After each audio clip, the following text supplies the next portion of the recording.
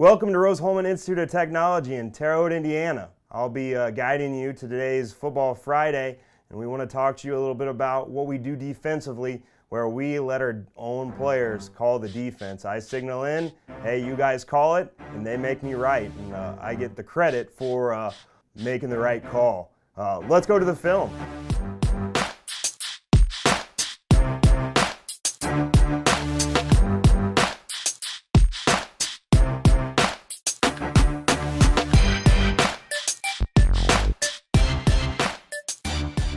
I'm Nick Davis, the defensive coordinator and linebackers coach at Rose-Hulman Institute of Technology.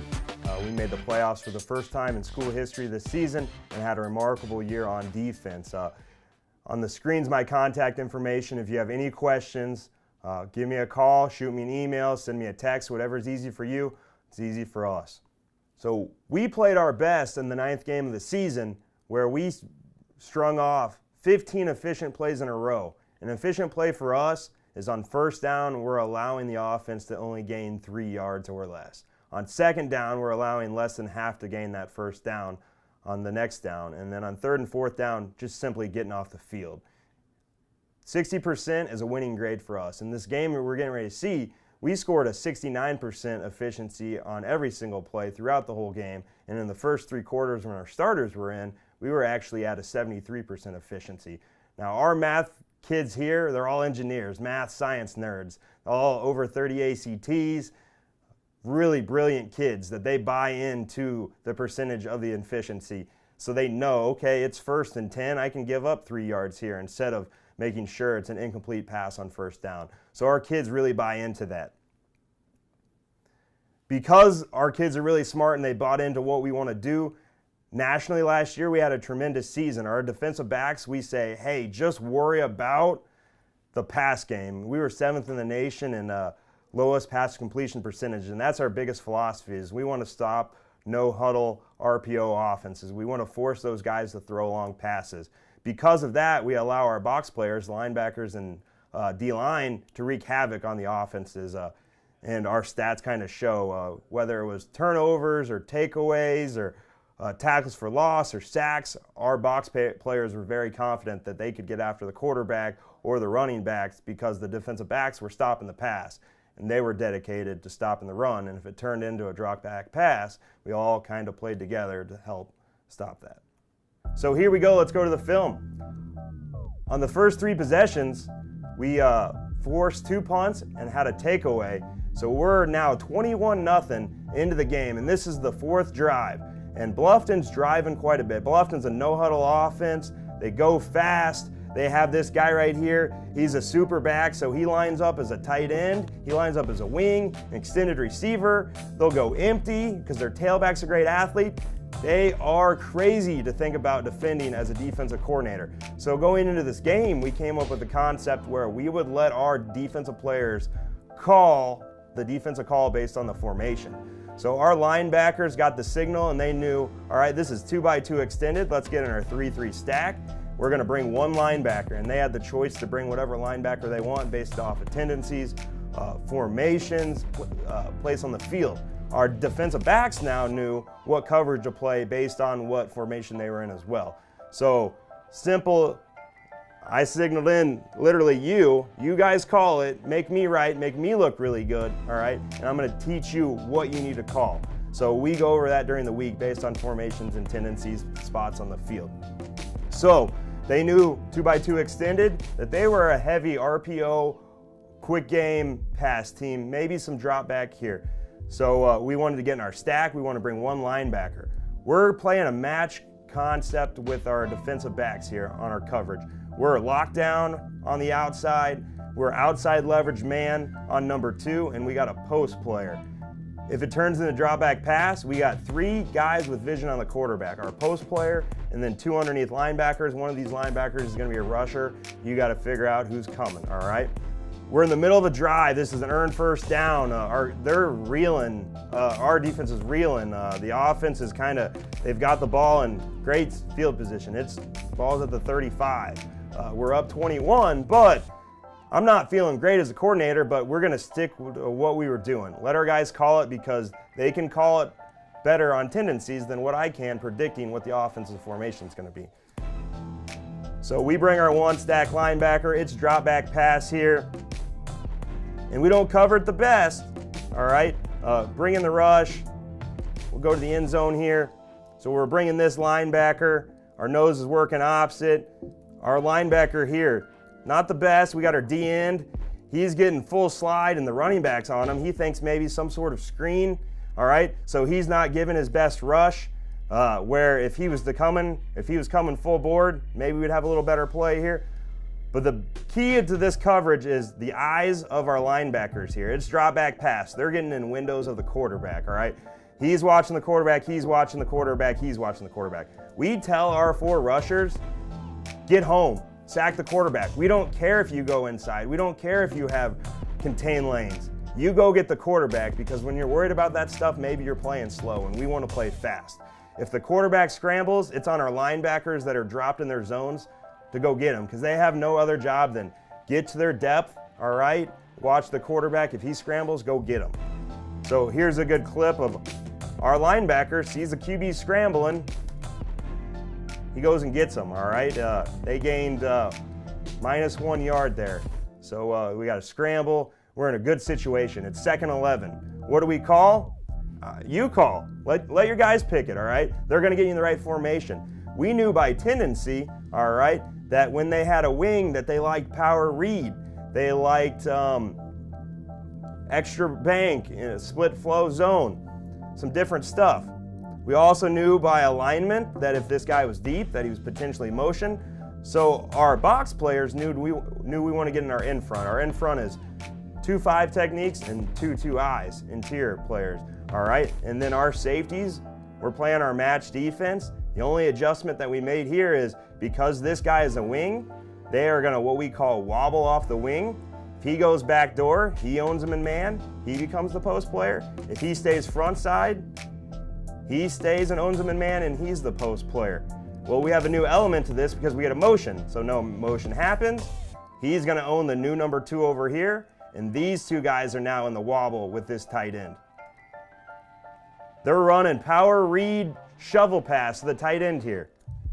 And you're gonna see from the end zone shot, because of our front, we allow no double teams really to take place when we're in this front, that this is a hard block for that center, and he actually gets in the way of that tight end on the shovel pass. So the quarterback makes his read, decides, oh, I'm gonna throw the shovel pass here, and there's our D tackle right there. Taking that away, he gets worried, flustered, doesn't know what to do, and we're getting a sack on a shovel pass, all right, which is awesome. So now it puts us in 3rd and 17, an awesome situation, all right? So instead of letting our guys choose this scenario, I say, no, it's time to take over. It's 3rd and 17. Let's call a different call here. Let's do what I want. So one of our big things is either lining up 6 guys on the line of scrimmage and bringing them, or giving the illusion of pressure. Now here, we're gonna back off and play some zone coverage. We're playing a quarters concept up to the field. We're locked down here. Our free safety is working off the quarterback's vision, and we got our linebackers walked up and they're gonna drop. Our safeties are reading number 3. 3 is the flat. He owns them, but he knows it's 3rd and 17. I don't need to go get that guy in the flat right now. I will stay right where I'm at.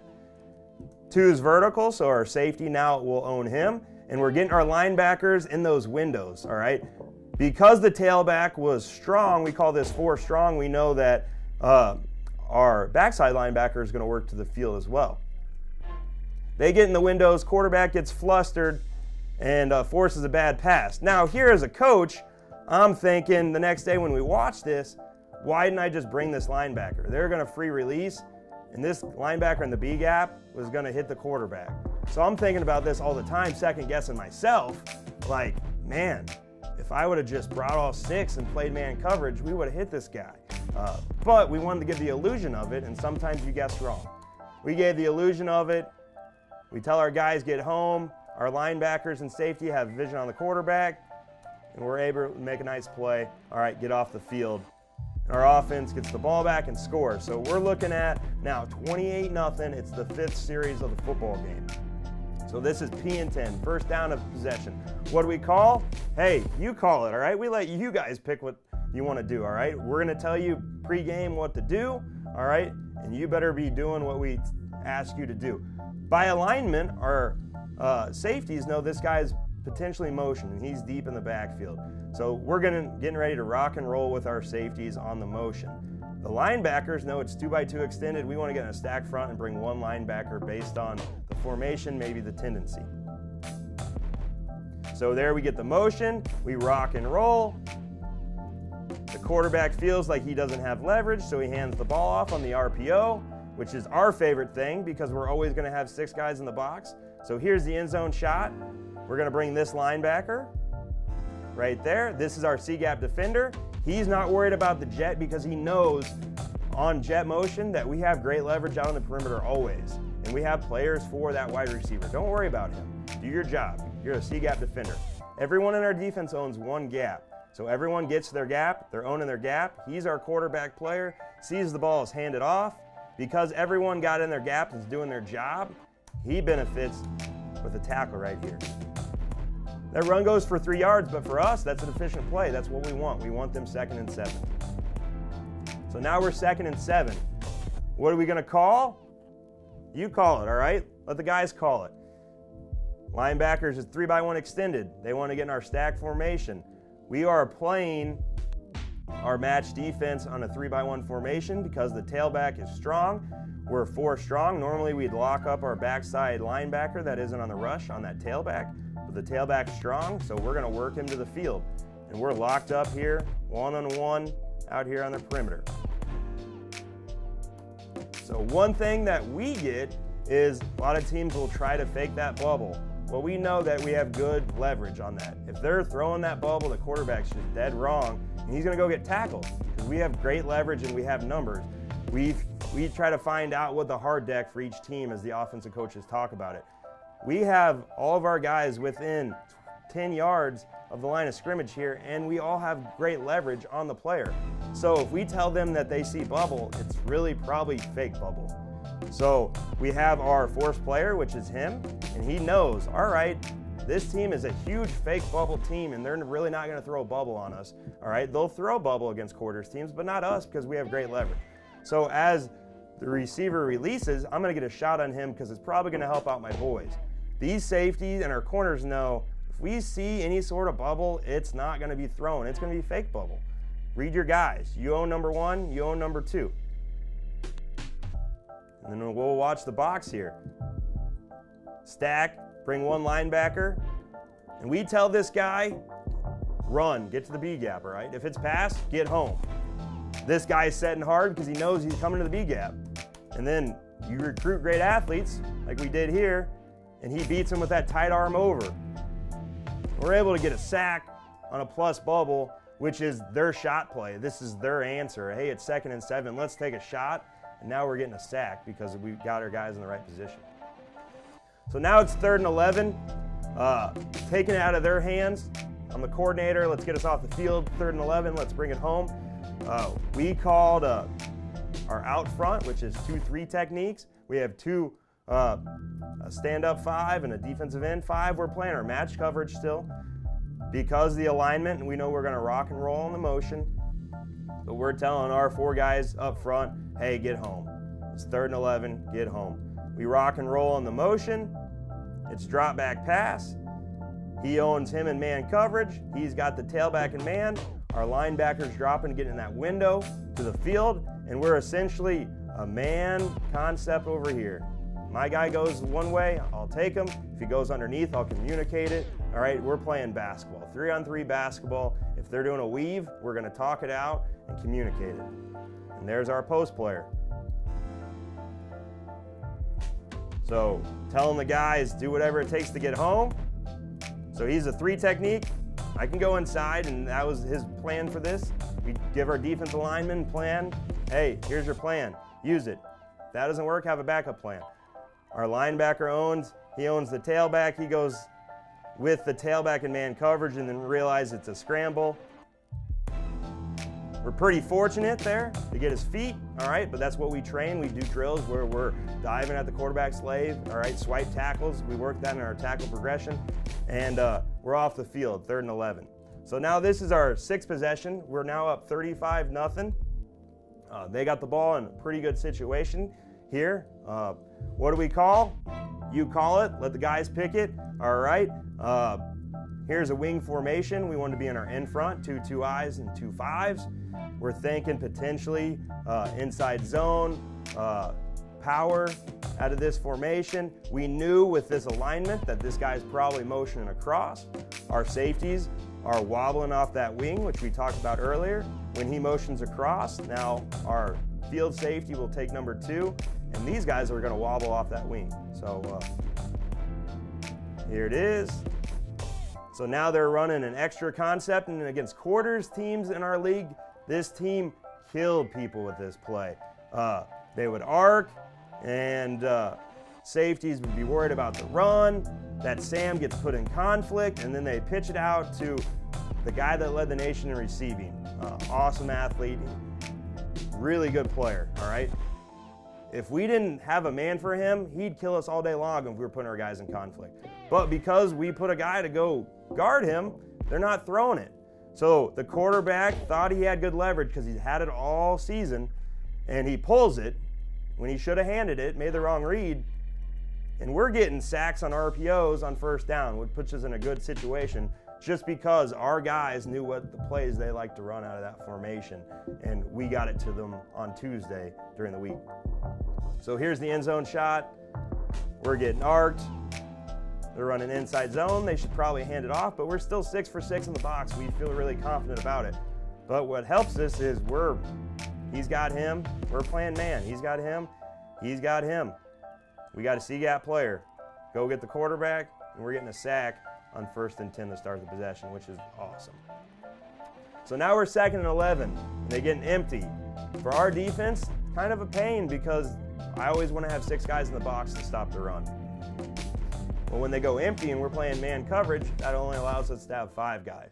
So they were a big RPO empty team. So one thing that we wanted to do against that is just pinch all 4 D linemen, all right, and let the linebacker spy the quarterback, play man coverage across the board against it. So we're 2nd and 11, and they're running drop back pass out of this, so they kind of got me on this. We were thinking that they were all RPO, but we still tell our D-line, hey, get home, find a way. And then our linebackers got great vision on the quarterback here. We're man across the board other than our high hole safety and our linebacker. And he's watching that QB. He sees him go out of the pocket, and he goes to make him pull up. So he's running to his right, 2nd and 11, and chucking this down the sideline rather than being firmly planted, being able to make a good throw. So we pinch everyone across the board. He's spying the QB. And we're now looking at a 3rd and 11 situation, all right? So pretty good here. Again, 3rd down, I want to take it out of our guys' hands. I want to make the right call because the last thing I want with our guys is on 3rd and 11, them pick up 12 yards because they thought they called the wrong play. I'd rather it be on me. 1st and 2nd down, you guys can call it, you handle it, all right? 3rd down, I'll bring us home. So here, we're allowing our defensive ends, hey, go get home. This is a call for us. You can go inside on the bat if you want. And our interior D lineman's gonna make you right. We're playing match coverage across the board, which we've talked about already, and sprint out. This team wasn't a huge sprint out team, but they kind of caught us off guard. But you've seen we've had a few sacks. They're probably thinking we need to get out of the pocket to create some stuff. Simple rule for us with our linebackers, you see sprint out, evaluate the situation. You feel the quarterback doesn't have the edge, go flood the coverage area. You feel like the quarterback's got the edge, go make them pull up and make a throw. So poor thrown, all right, ball, but it's 3rd and 11. Our guys are playing the sticks a little bit, knowing they can be a little bit more conservative, and our linebackers out there flooding the coverage. And we created a spot where the quarterback had to stay in the pocket, all right, with our 5 technique linebacker walking up there. So now we're in the 7th possession, all right? They actually scored a kickoff return for a touchdown to begin the half. So in my mind, I feel like they got a little momentum going. They're going in the half. Yeah, it's 42-6. This is for the conference championship. They're going to come out blazing. They finally got stuff going with that kickoff return for a touchdown. But I'm just going to let our guys call it, all right? We played really solid the last 3 possessions on defense. Let our guys call it. And this was the play that we were most worried about. This is a power read, but they're going to run it a little different. They bring this guy into the box. They're going to arc this wing, all right? Our simple plan was to have our 5 technique, box it, let the quarterback hand it. Our linebacker is going to fill, so when this guy comes to crack, he's going to have no one to crack. Our safety is then going to trigger on the wing, and we're going to have a free hitter coming down in the alley to make a play. So this worked out pretty good for us. And we'd practiced this all week, and we were pretty prepared for this. And it all started with this guy not being selfish, thinking, hey, I need to go tackle the dive. He knew, hey, I'm going to box this to make sure the quarterback hands it off because we're really solid on the perimeter. And he does, and then we're allowed to have an extra hat. Here's the guy coming to crack our linebacker, all right? Not a great angle for him. We got an outside leverage guy and a free hitter coming down. So it's 1st and 10 with their best play, and now it's 2nd and 15 when they had some momentum coming into the 3rd quarter here. So it's 2nd and 15. We're letting our guys call it. You call it. They got in a stacked front. We're bringing 1 linebacker. We're playing our match coverage across the board. And Kevin right here doesn't make a great play, but it's a fine play for the situation. It's 2nd and 15. He's pretty conservative. All right, we're up 42-6. They catch it, and they get 5 yards. That's fine for us. That's an efficient play. All right, on 1st and 10, it's not. But on 2nd and 15, our guys understand the situation. We were bringing 1 linebacker. Again, we tell this linebacker, hey, if it's run, you need to get in the B gap. If it's pass, get home. Find the quarterback. And he almost does. So we're 3rd and 10. All right, we're 3rd and 10. I felt like they sprinted out the last few 3rd downs. All right, so let's just get our best pass rusher. Let's get him out to the field. Let's play a coverage where it'll be really good on sprint out. We're playing a coverage where these guys are reading number 3. If 3 is the flat, one of them are going to take them. So we get sprint out. Our linebackers feel good about the situation. They're going to go flood the zone coverage. And we force another bad pass. So here's the end zone of that 3rd and 10. All right, we felt like we were getting a lot of sprint out, so put your best athlete out there. Make sure he wins that edge for you. He does. We get our guys running. Our linebackers know that they're going to go flood the area.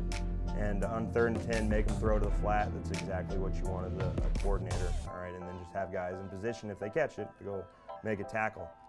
So this is our last possession I'm going to show you. We are now up 42-6. Our offense finally got stopped, all right, which is dang it for the offense. So they were rolling. They were 100% on 3rd down in the first half. So that was pretty fortunate to be a defense coordinator with that offense rolling.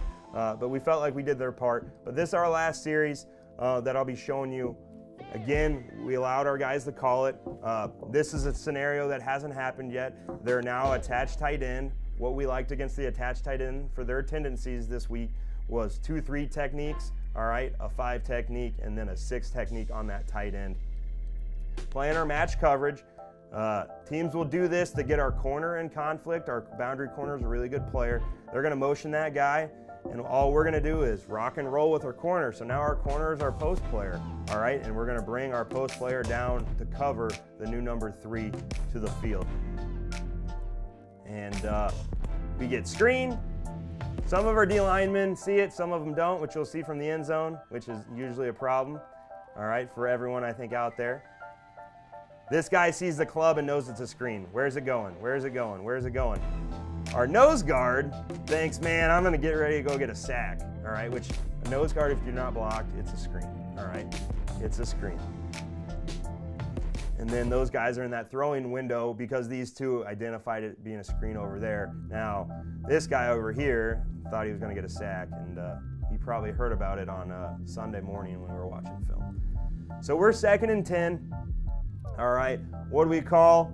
you call it. Let our linebacker, safeties call the defense here. It's 2x2 extended. We're going to play our match coverage. We're going to be in the stack. We're going to bring one linebacker. All right, 2nd and 10. We get zone. All right, RPO. We know in a 2x2 formation, if it's RPO, they're going to hand it off unless they're running some sort of RPO slant. All right, which we practice slants every single day, slants and corners, the toughest thing that we see. So we'll watch the film. We're bringing a linebacker. There's our C-gap player. He owns the quarterback. He sees the ball handed off, and he just becomes a football player. And we're able there to make a play on 2nd and 10 on the inside zone RPO. So now we're 3rd and 11. As a coordinator, I'm thinking, man, the last 2 third downs, they've sprinted out. All right, so let's get in a call where maybe we can show illusion of pressure, and if they sprint out, we're in a good situation.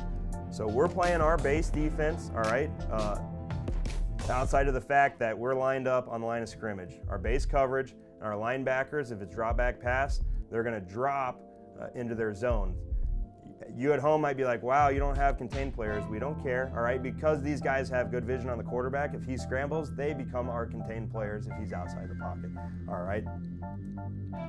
So, yep, it's sprint out, and it's 3rd and 10, playing a little conservative. Now you're going to see probably completion, all right? But because of our linebacker, if it's run, they're going to stay in their gap, all right? To play their gap. If it's pass, all right, they're going to back out in the zone. They see it sprint out. So Nate, instead of dropping to the zone right now, I'm going to make sure that this edge isn't there. And it's not there, and the ball actually deflects off the elbow of the O-line. So sometimes as a defensive coach, you get a little lucky, all right? I'm assuming that O-lineman on sprint outs not supposed to be 5 yards down the field, all right? But we get pretty lucky because that should have been completed, and we should have been playing another down. But, you know, it's all about playing your best, all right? And we played our best week 9 against Bluffton for the conference championship, and it was about our guys knowing the situations and putting them in the right position, all right? Against the no-huddle offense that's going to run a ton of different plays and a ton of different formations. If they have some tendencies, you can tell your guys, all right, what those tendencies are, and they can get you in the right call for us. And it worked out great for us this week, and our guys were able to play fast, and it was on them to call the right situations that I would call if I could predict it, all right? But as a coordinator, not always can you predict what formation a team's going to come out if they're going to be the same personnel all game. I thank you for watching. Here's my contact information. Again, you can call me, text me, email me at any time. Thanks a lot. Thanks for tuning in, watching, learning a little bit about Rose-Hulman football and our defense. If you got engineers, send them to us. We're the #1 engineering school in the nation. All right. If you haven't checked out last week's video, be sure to check it out. And if you haven't subscribed or liked, make sure that you like these videos because it's a great tool.